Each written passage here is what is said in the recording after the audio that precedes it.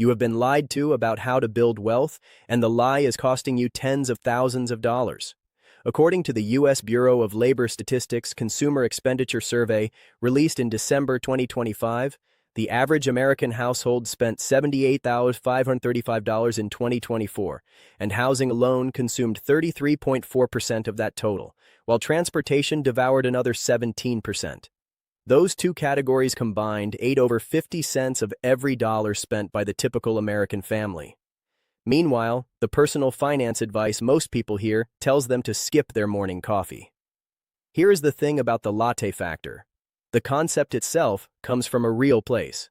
David Bach, who popularized the idea in his book The Automatic Millionaire, was making a genuine point about unconscious spending and the compounding power of redirected money. That core idea, that small daily habits, invested consistently over time, build meaningful wealth, is not wrong. What went sideways is what that message became in practice.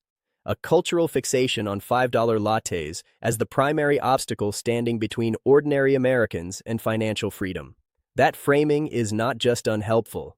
Behavioral research suggests it is actively counterproductive because it directs your limited mental energy toward the smallest possible levers while the three largest levers in your financial life sit untouched. The behavioral mechanism at work here has a name. Richard Thaler, who won the Nobel Prize in Economics in 2017 for his work in behavioral economics, documented a cognitive pattern called mental accounting, the tendency people have to think about money differently depending on where it comes from and how it is categorized.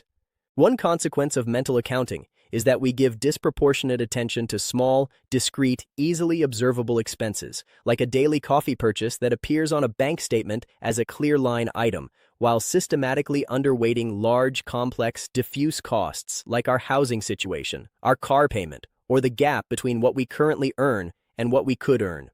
The latte sits on the surface of your financial life, visible and tangible. The other costs are buried in contracts, habit, and inertia. And that invisibility is exactly why they never get examined.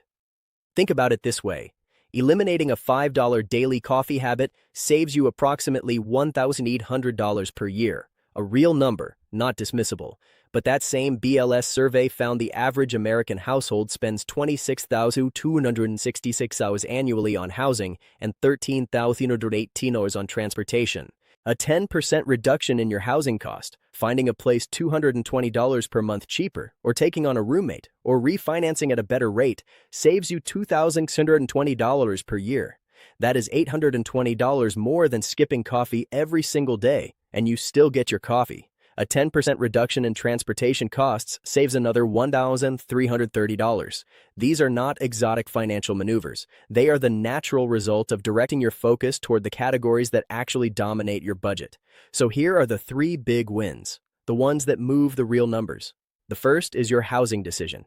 This is the single largest financial lever in your life, and most people treat it as fixed.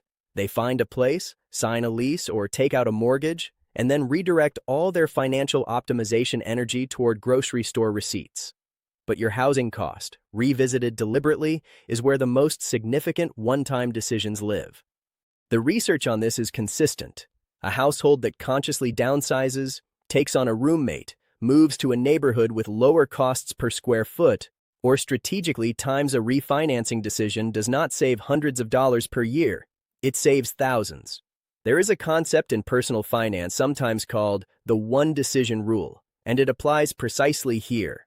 One good housing decision, made carefully and held for 5 or 10 years, compounds in your favor silently and continuously. One bad housing decision, stretching into a monthly payment that leaves no margin, constrains every other financial move you make for the duration of the lease or loan. This is the category worth spending 3 weeks analyzing before you sign anything. The latte is worth 30 seconds. The second big win is transportation. After housing, this is where American households hemorrhage the most money, an average of $1,110 per month, according to the BLS 2024 data.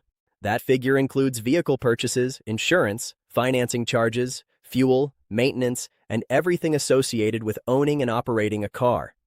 The behavioral trap here is that Americans have been conditioned to view car payments as permanent and inevitable, a fixed cost of adult life, not a variable one subject to optimization. Let's be real, the decision between buying a reliable used vehicle outright at $12,000 versus financing a new one at $35,000 over 60 months is not a minor financial preference.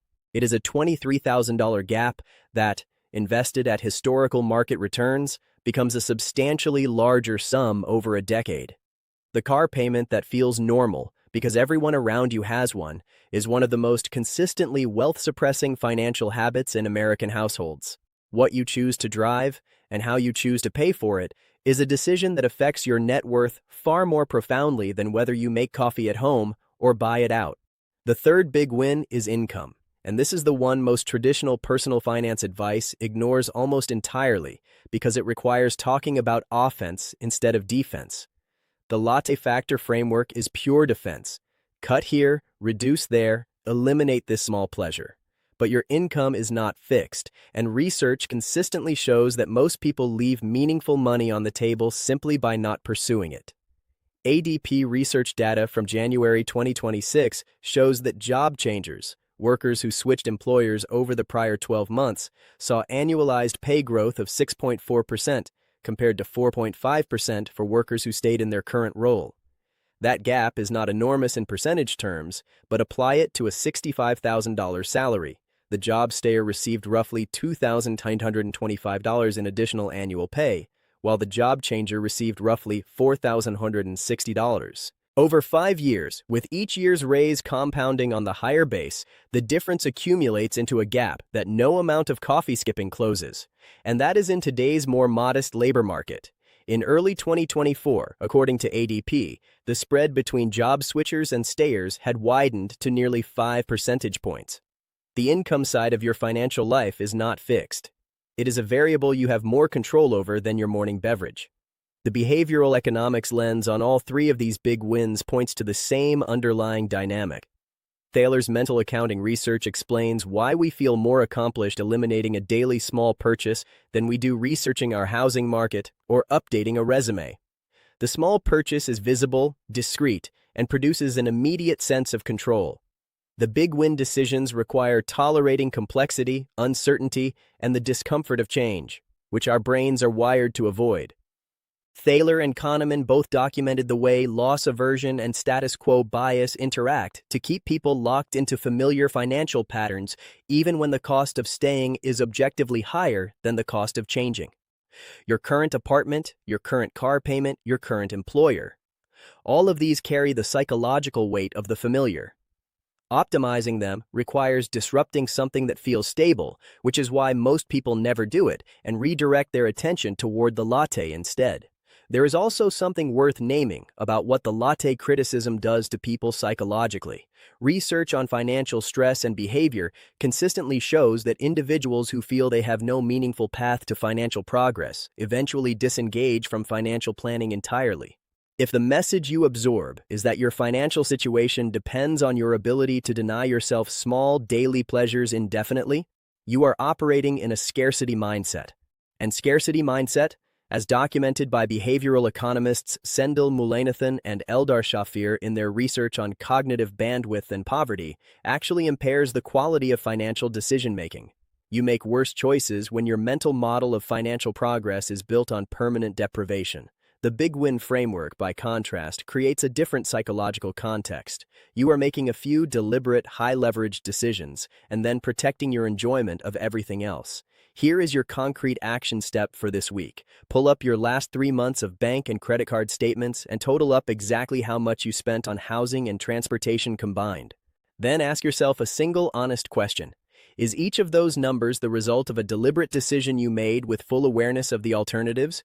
Or is it the result of inertia, of accepting the first option available, of never revisiting a choice you made years ago under different circumstances? You do not have to change anything immediately, but most people who do this exercise for the first time discover that their housing and transportation costs are both higher than they chose and more adjustable than they assumed. That discovery is worth more than 3 years of skipped lattes. The point is not to spend more on coffee. The point is to stop letting the smallest numbers in your financial life absorb the most attention, while the largest ones run unchallenged in the background. Small habits matter at the margin. Big decisions shape the trajectory. Ramit Sethi has made this argument clearly for years. Spend extravagantly on the things you love and cut costs mercilessly on the things you do not. The operative word in that sentence is mercilessly, and it is aimed at the big categories, not the daily rituals that make life feel worth living. Everything you have heard today points toward one behavioral shift. Redirect your financial attention from small, visible, emotionally satisfying cuts toward the large, structural decisions that actually determine where your money goes. That reorientation, made once and acted on, is worth more than any amount of incremental trimming.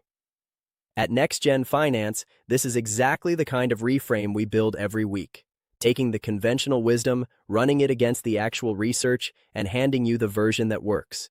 If you want that perspective delivered consistently, subscribing means you never have to stumble across it accidentally. It shows up ready for you every time we publish. I want to know which of these 3 big wins feels most within reach for you right now: housing, transportation, or income. And what is the one thing stopping you from acting on it? Drop your answer in the comments. I read every single one, and what you share shapes the content we make next. This video is for educational purposes only and is not financial or investment advice. Please do your own research and consult a licensed financial professional before making any financial decisions.